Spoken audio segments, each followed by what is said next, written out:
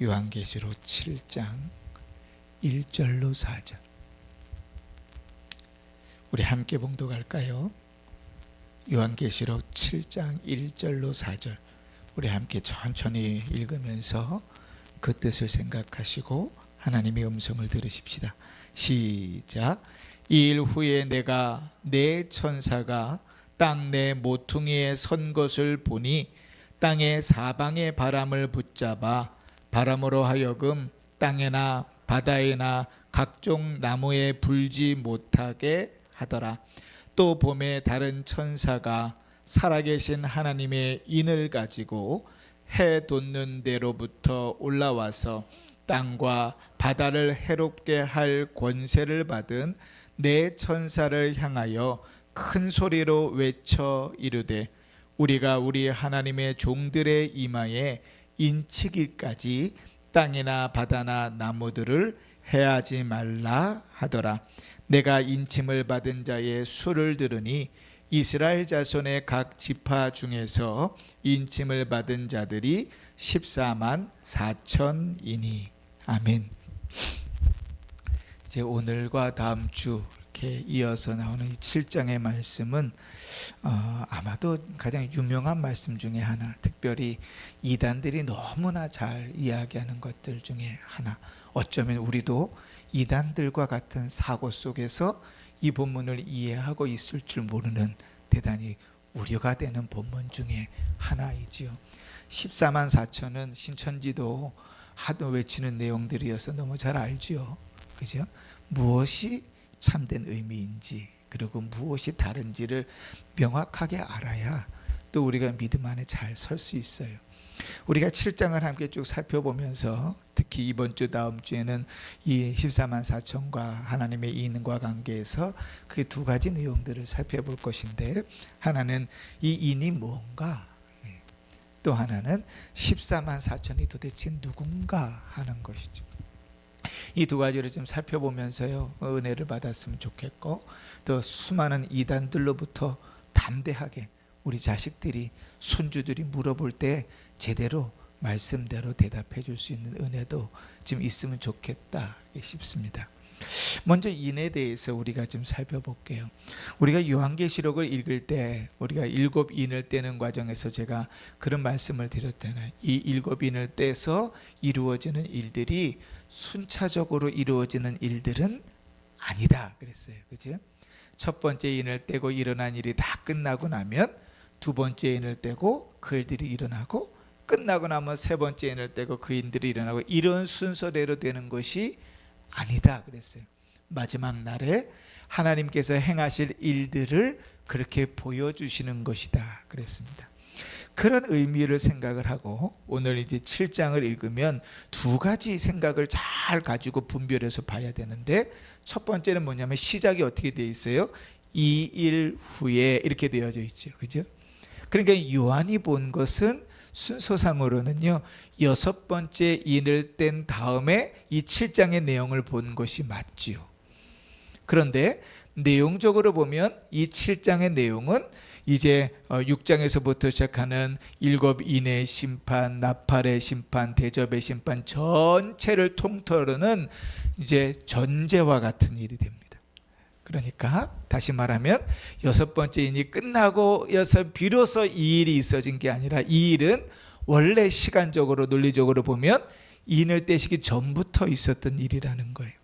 왜 그런지를 이따가 쭉 설명해 가겠습니다. 지금 어렵죠? 지금 말이. 다시 설명하겠습니다. 1번, 2번, 3번, 4번, 5번, 6번 다음에 이 일을 본 것은 맞는데, 그렇죠? 이 일 후에 내가 보니, 그러니까 요한이 그때 본 것은 맞지만 그 일은 언제 이루어진 거라고요? 6번, 여섯 번째 일을 뗀 그 다음에 이루어지는 일이 아니라 원래는 그 인을 떼기 훨씬 전부터 이 일이 전제되어져 있는 일이라고요. 이해가 되셨죠? 그러니까 요한계시록을 이해할 때 순서대로 1번이 끝나면 2번, 2번이 끝나면 3번, 이런 순서가 아니라 그랬어요. 그렇게 이해를 하면 세대주의자들이 되는 겁니다.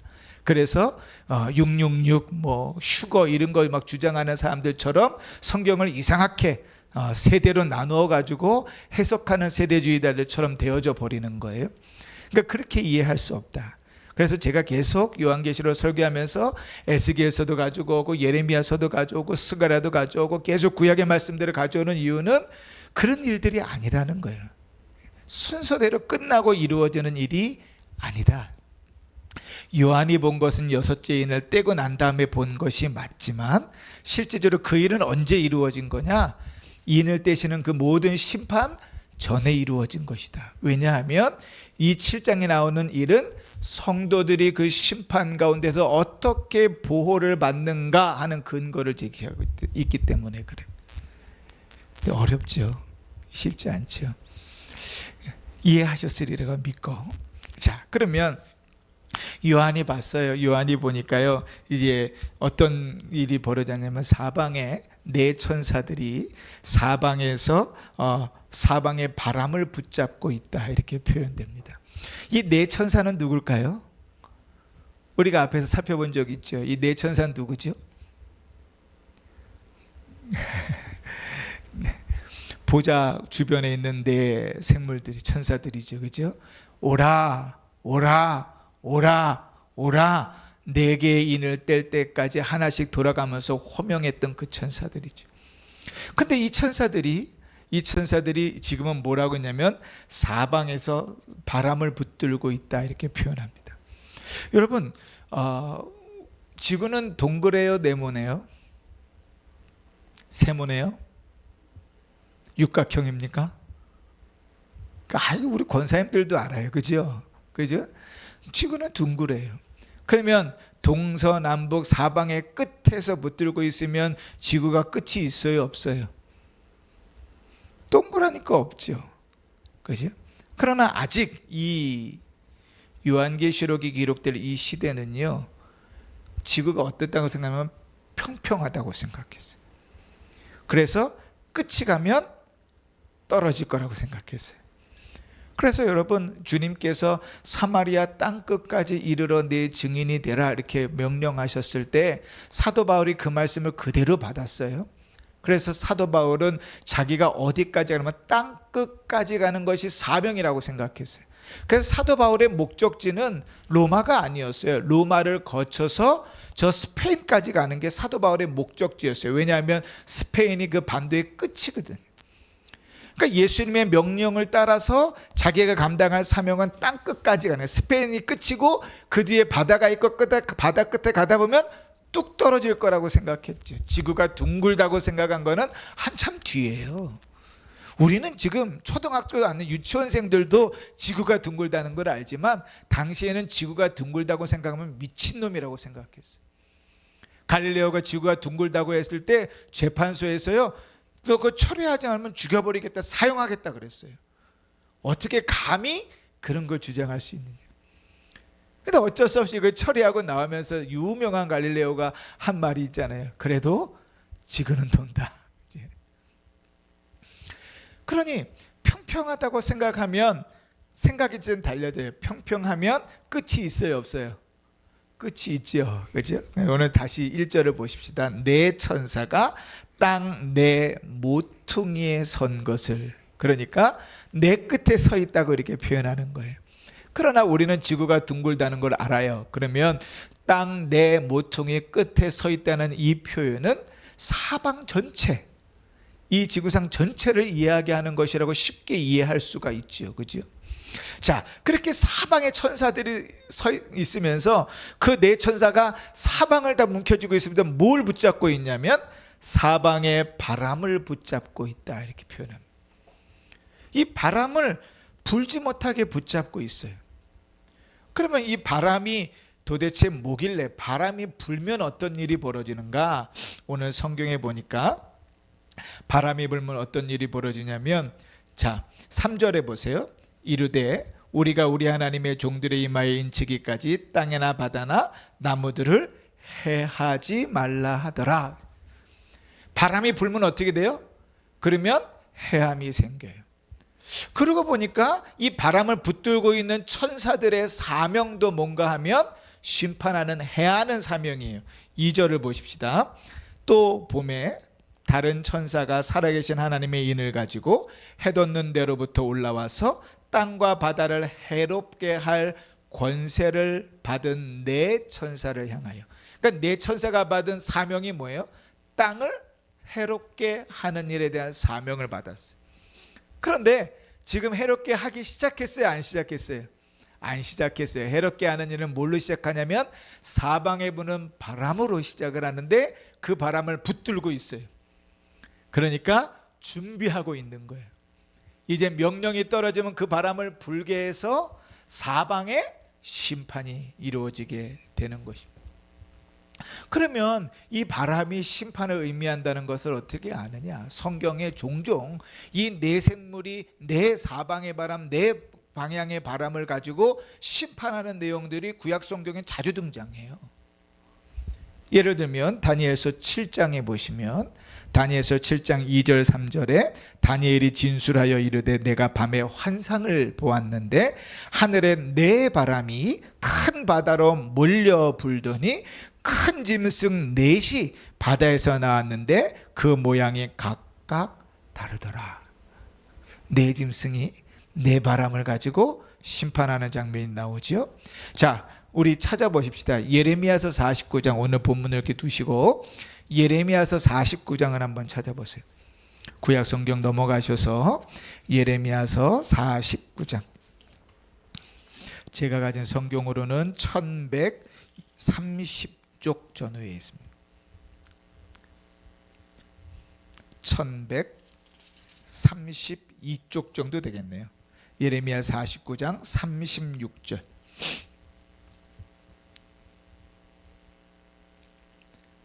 찾으셨죠? 예레미야 49장 36절 같이 읽으십시다. 하늘의 시작. 하늘의 사방에서부터 사방 바람을 엘람에 오게 하여 그들을 사방으로 흩트리니 엘람에서 쫓겨난 자가 가지 않는 나라가 없으리라. 아멘. 하나님이 심판을 이야기하시는데 또 뭘 얘기죠? 사방 바람을 쓰셔서 심판하시는 내용이 나오죠. 조금 더 넘어가 볼까요? 스가랴서를 한번 보십시다. 스가랴 6장. 저 뒤로 가면 학개, 스가랴, 말라기예요. 그러니까 구약 성경 끝입니다. 스가랴 6장 5절.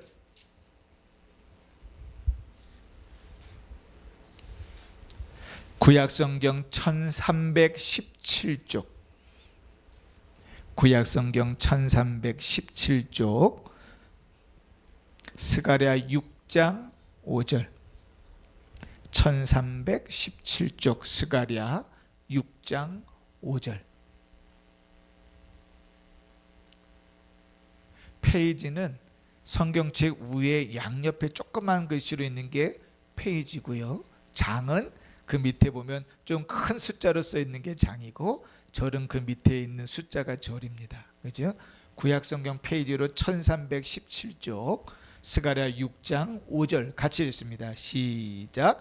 천사가 대답하여 이르되 이는 하늘의 네 바람인데 온 세상이 주 앞에 서 있다가 나가는 것이라 하더라. 아멘. 하나님 앞에 서 있다가 심판하러 나가는데 그 바람이 몇 개라고요? 한 개? 세 개? 그러니까 네 개 바람이라 그래. 네 바람이라 그렇게 되어져 있죠. 그죠? 그러니까 사방의 바람, 네 바람, 동서남북의 바람, 이 바람은 늘 구약 성경에서 예언될 때마다 심판과 관계에서 쓰였어요. 그러니까 다시 요한계시록으로 넘어와 볼까요? 우리 요한계시록으로 넘어와서 1절에 보면 네 천사가 사방의 바람을 붙잡아 불지 못하게 했다. 그래서 사방의 바람도 역시 똑같은 맥락에서 생각하면 무슨 바람이라고 우리가 추측이 돼요? 심판을 위한 바람이죠. 어디에 불어요? 땅과 바다와 각종 나무에 부는 바람이. 온 세상에 부는 바람. 사방에서 네 천사가 사방의 바람을 붙들고 있다는 것은 이 땅에서 피할 것이 없다는 거예요. 그렇게 사방에서 심판의 바람이 막 불어올 때 아직 불지 못하도록 주님께서 막고 계시는 거예요. 그거 왜 막고 계시는가? 이유가 이렇게 기록되어져 있어요. 3절에 보니까 이르되 우리가 우리 하나님의 종들의 이마에 인치기까지 해하지 말아라. 그러니까 아직 주님께서 하실 일이 있어요. 뭘 하셔야 돼요? 하나님의 종의 이마에다가 인친다는 말은 도장 인자예요. 그러니까 도장을 찍는다는 거예요.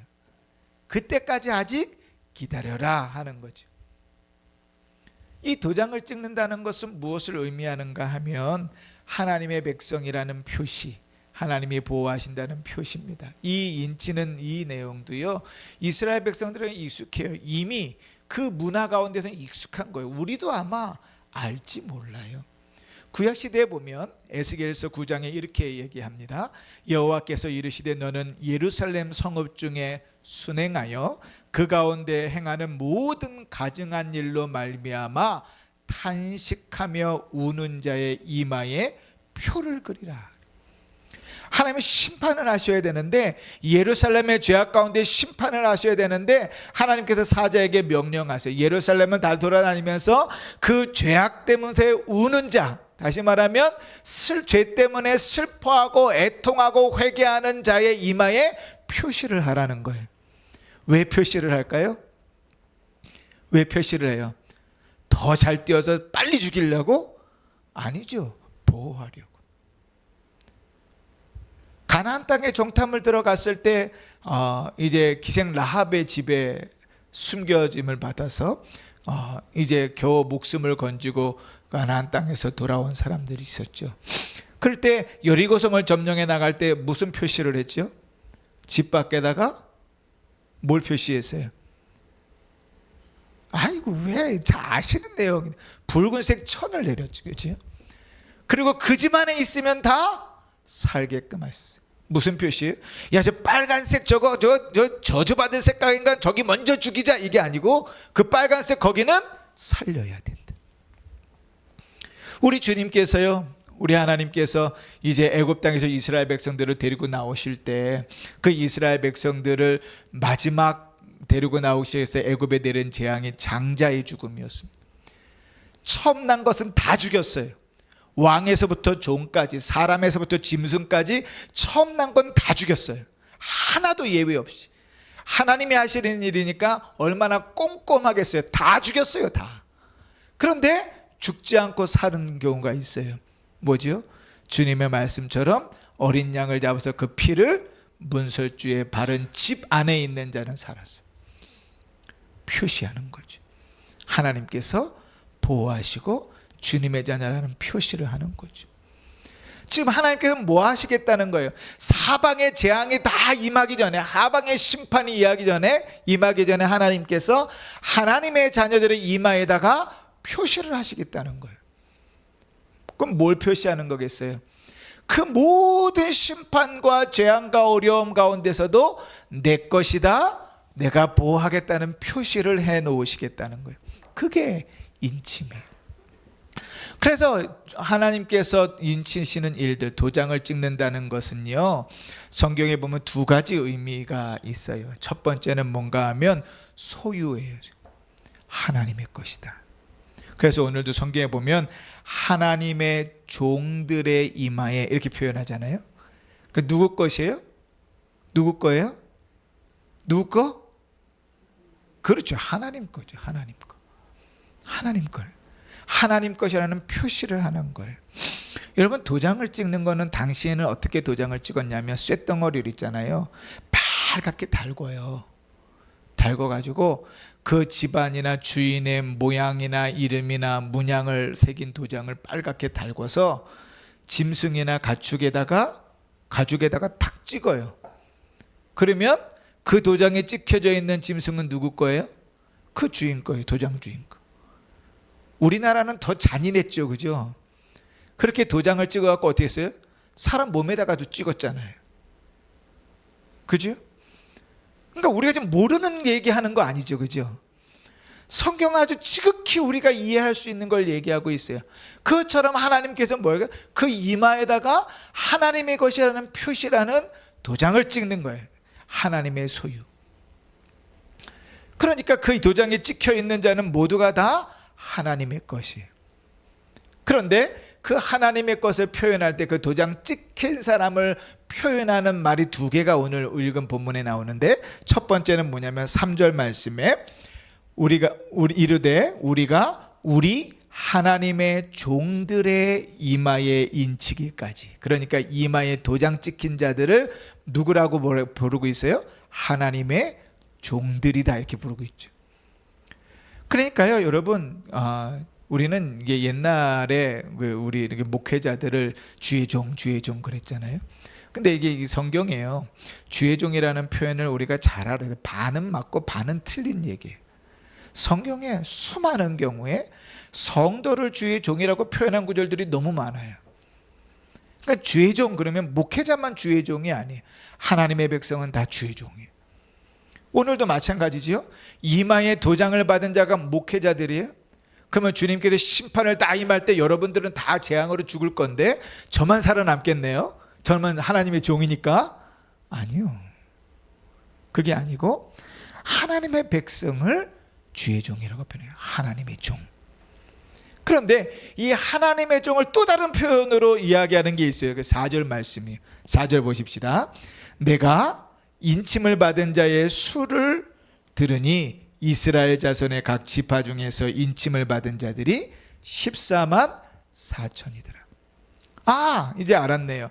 14만 4천이 지금 누구라고요? 14만 4천은 즉 3절에 나온 대로 하나님의 종이다. 하나님의 종은 즉 누구예요? 성도다. 그러니 구원받은 성도를 이야기하는 것이 14만 4천이에요. 이단들도 이 14만 4천을 구원받은 자라고 이야기합니다. 신천지들도 그래요. 또 영상 나가면 또 난리 날, 또 소송 걸려올려. 신천지들도 그래요. 14만 4천이 하나님의 구원받은 사람이라고 그래요. 그런데 이 다음 주에 우리가 나누겠지만 이 14만 4천은 물리적 숫자가 아니에요. 영적인 숫자입니다. 그건 다음 주에 나눠보겠고, 하여간 자, 하나님의 종 14만 4천 성도에게 하나님께서 인을 치시는구나, 도장을 치시는구나, 이렇게 이해를 하고 노니까 우리가 너무나 잘 알고 익숙한 말씀들이 오버랩 되면서 아주 명확하게 이해가 돼요. 사도 바울이 에베소 교회를 향해서 이렇게 이야기합니다.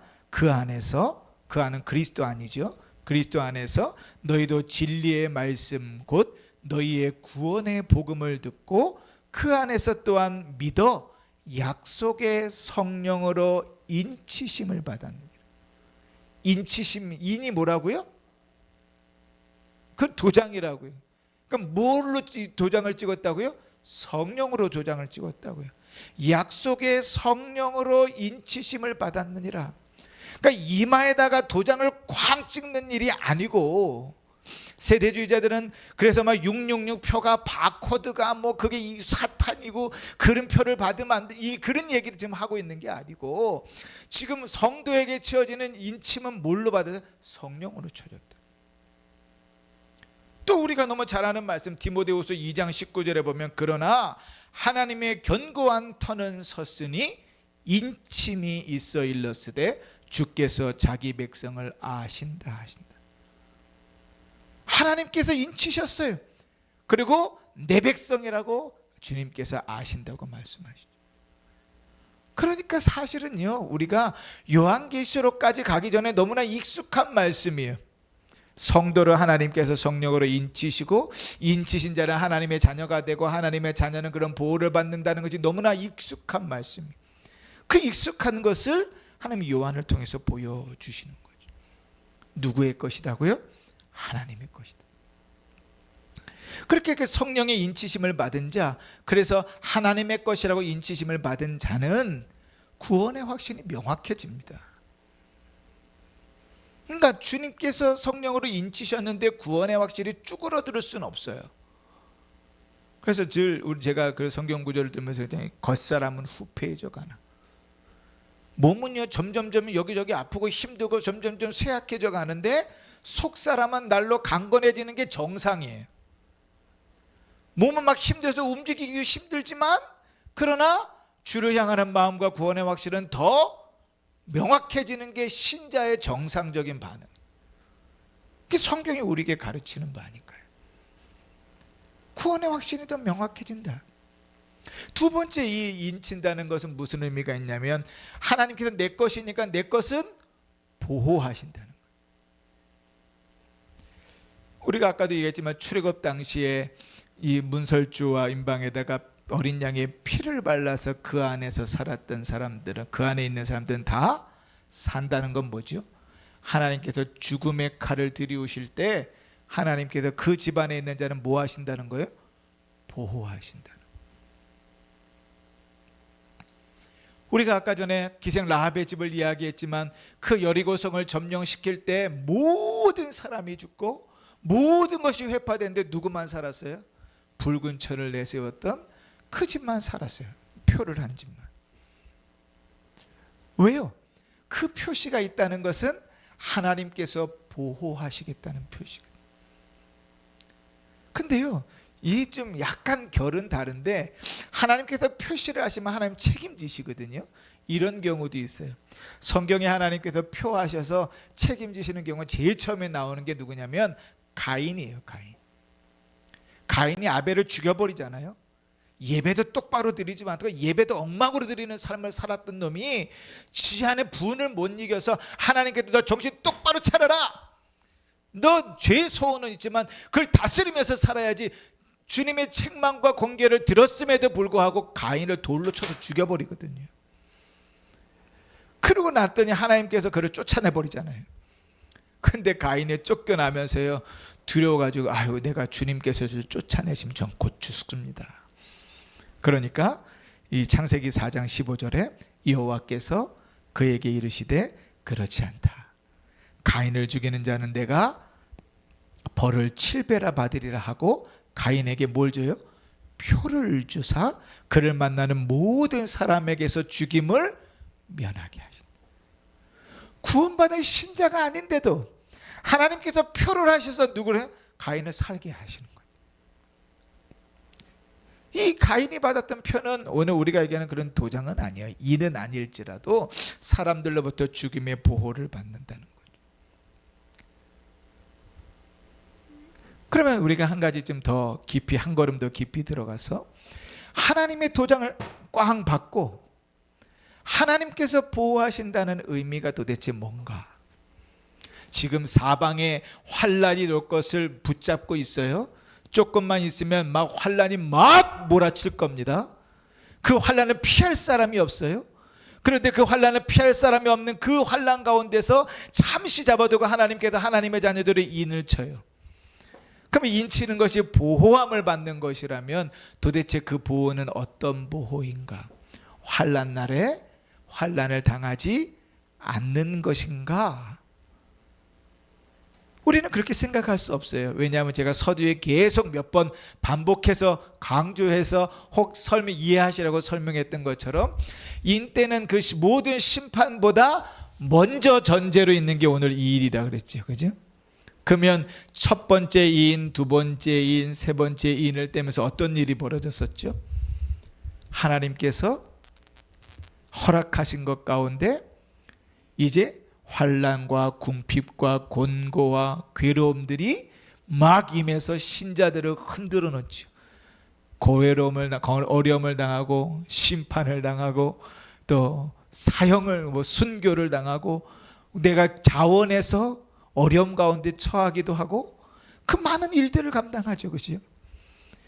그러니까 하나님께서 인친자들이 환난을 당하지 않는다는 말은 아니구나. 그러면 뭘 이야기하겠어요? 하나님께서 환난의 날이 올 때, 심판의 날이 올 때에 신자들로 하여금 그 환난 가운데서 견딜 수 있는 힘을 주시고 승리하게 하신다는 표식인 거예요. 그러니 여러분, 신자도요, 어려움과 환난이 있어요. 물리적인 보호가 아니라 영적인 보호라고요. 환난이 임했을 때요, 두 가지 반응이 보여져요. 하나님의 종들은요, 그 환난 가운데다 연단을 받아서 순결하게 돼요. 여러분, 14K가 금이죠. 18K도 금이죠. 24K도 금이죠. 근데 왜 순금만 좋아해요? 14K 주면 별 볼 일 없다고 생각하고, 그죠? 근데 14K, 18K, 24K의 차이가 뭐예요? 금의 순도가 얼마나 들어가 있는가죠. 그러면 그게 순금, 정금이 되려면 어떻게 되느냐? 뜨거운 불에다가 그것을 녹여야 돼요. 불순물을 다 태워버려야 순금이 되는 거예요. 마찬가지로 환난의 때의 신자는요, 그 환난을 통해서 하나님께서 연단하시고 순결하게 나와요. 그래서 욥이 고백한 그 고백은 아주 정확해요. 나의 가는 길을 오직 그가 아시나니 나를 단련하신 후에 나를 내가 순금같이 정금같이 나올 것이라는 그 말은 참 정확한 고백이에요. 그러나 믿지 않는 자들, 경건하지 않는 자들은 그 환난 가운데서 그 마음이 완고해지고 하나님께 반응하지 않아요. 하나님의 말씀이 아무런 위로가 되고 힘이 되지 않아요. 우리 요한계시록 9장을 찾아볼까요? 좀 넘겨보십시다. 요한계시록 9장 20절 21절을 찾아 읽읍시다. 이제 나팔 심판할 때 우리가 좀 다를 부분이지만 요한계시록 9장 20절 21절 저는 안 읽습니다. 큰 소리로 함께 읽으십시다. 시작.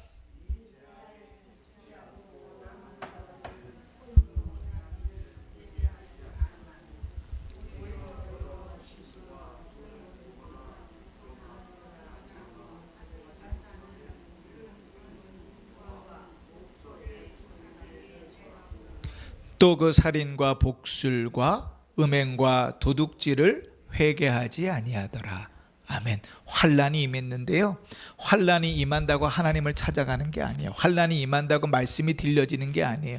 환난이 임했는데 어떤 자들은 회개하고 주님께 돌아오는데 어떤 이들은 뭐예요? 그들이 더 완악해져서 회개하지 않고 더 우상들을 참고 더 이방신들을 섬기고 더 도둑질하고 더 그렇게 살아간다. 그러니까 주님께서요, 명확한 거예요. 하나님께서 인친자들에게 보여지는 반응이 달라요. 우리가 주일날 말씀을 드렸지만 하나님의 자녀는 주의 말씀을 듣고 주님의 기대는 반드시 열매를 거기서 찾습니다. 예배를 드리고 열매를 찾아요. 김교훈 목사가 대단히 특이하고 이상해서 설교를 그렇게 하고 계속 성도들을 닥달하는 게 아니에요. 하나님이 그러세요. 말씀의 씨앗을 뿌리고 하나님은 반드시 거기에 열매를 찾으세요. 주님께서 예수님의 길을 예비하라고 세례 요한을 하나님께서 보내셔서 세례 요한을 통하여 전하시는 메시지가 회개하라 이야기하면서 회개에 합당한 열매를 맺어라 물으시잖아요. 그래서 우리가 지난주에 그렇게 도전했어요. 여러분 무슨 열매가 있습니까? 주일날 예배를 드리고 나서 말씀을 듣고 여러분 뭐가 바뀌었습니까? 여러분 어떤 그 말씀에 대한 열매가 맺혔습니까? 무슨 열매를 맺기 위해서 3일 동안 절하고 기도하고 애쓰셨습니까? 그렇게 힘쓰고 애쓴 자에게 정말 하나님께서 사랑하셔서 복을 막 부어주셨을 거예요. 근데 관심이 없죠. 하나님은 관심이 있는데 우리는 관심이 없어요. 말씀이 전해지는 자리에서 하나님은 늘 열매를 기대하시는데 우리는 관심이 없다고요. 하나님 당신이나 생각하세요. 나는 내 관심은요 돈이에요. 내 관심은 건강이에요. 내 관심은 자식이에요. 내 관심은 편안한 삶이에요. 내 관심은 말씀의 열매, 회개의 열매가 아니에요. 그건 당신 생각이고 당신은 내가 필요하다 그러면 주기만 하면 돼요. 내가 어려울 때 도와주기만 하면 돼요. 그게 하나님이면 예수를 헛믿으신 거예요. 어떤 농부가 씨를 뿌리면서 열매를 기대하지 않는 농부가 어디 있어요? 목사도요 이상하게 설교를 해도 설교한 다음에 성도들의 삶이 변하길 기대해요. 하물며 하나님께서 한 사람의 인생을 들어서 말씀을 전하시면서 그 말씀을 통하여 그 인생의 열매가 맺혀지길 왜 기대 안 하시겠어요? 근데 신자는, 인치심을 받은 자는 그러한 열매들이 맺혀진다고요. 그 환난 가운데서도 이겨나가진다고요. 환난 가운데서 승리하게 되고 환난 가운데서 연단을 받아서 주님 앞에 나온다. 그러니 여러분 오늘 우리 인에 대해서 말씀을 살폈는데 오늘 말씀 가운데 두 가지 좀 깊이 생각하면서 우리의 삶을 돌아보고 기도했으면 좋겠는데, 첫 번째 뭔가 하면 인침을 받은 자가 누구라고요? 하나님의 종이라고요. 참 저는요, 요 대목이 참 여러 가지 의미가 있다고 봐요. 교회, 성도, 신랑, 뭐 14만 4천, 요한계시록의 성도를 표현하는 말이 여러 가지가 등장하는데, 인침을 받은 자를 오늘 이 본문에서는 하나님의 종이라 이렇게 기록합니다. 고대사에서 종은요, 주인의 소유였기 때문에 종의 목적은 뭔가 하면 주인을 기쁘게 하는 거예요. 그 종은 몸과 마음을 다해서 주인이 기쁘면 그 할 일을 다 한 거예요. 그러면 우리가 그리스도의 종이면 우리가 어떻게 주님을 기쁘시게 할 것인가를 고민하는 건 당연한 일이죠. 주님을 기쁘시게 하라고 애쓰고 힘쓰는 건 당연한 일이에요. 웨스트민스터 소요리문 다 일문일답이 이거죠. 인생의 제일 되는 목적이 뭐냐? 인생의 제일 되는 목적은 하나님을 영화롭게 하고 그분을 영원토록 즐거워하는 것이다. 우리가 살아가는 삶의 목적이에요. 어떻게 하나님을 기쁘시게 할까가 우리의 삶의 목적이라고. 그래서 사도 바울은 먹든지 마시든지 무엇을 하든지 하나님의 영광을 위하여 하라 그랬고, 사도 바울은 사나 죽으나 주만이 존귀하게 되는 것이 다라고 그랬어요. 그러니 여러분, 하나님의 종으로 인치심을 받았다면 우리는 진지하게 그 고민이 있어야 돼요. 내 인생에 오늘 나의 삶에서 하나님이 기뻐하시는가? 내가 나의 삶 속에서, 나의 주어진 일 속에서 걷는 것조차도, 밥 먹는 것조차도 힘든 나의 육체적인 컨디션 가운데서 하나님을 어떻게 기쁘시게 할 수 있을까? 고민해야 돼. 고민하는 자와 아닌 자의 차이는 안 나는 것 같지만 천지 차이. 고민하고 애쓰는 자와 그냥 그대로 살아가는 자에게 하나님께서 부어주시는 복은 달라요. 아주 질적으로 달라요. 관심 없이 살아가는 자와 내가 어떻게 하나님을 기쁘시게 할까를 관심을 가지고 살아가는 삶의 삶 자체가 달라요. 우리가 하나님의 종이라고 이야기하고 늘 우리는 하나님을 주여라고 부르잖아요.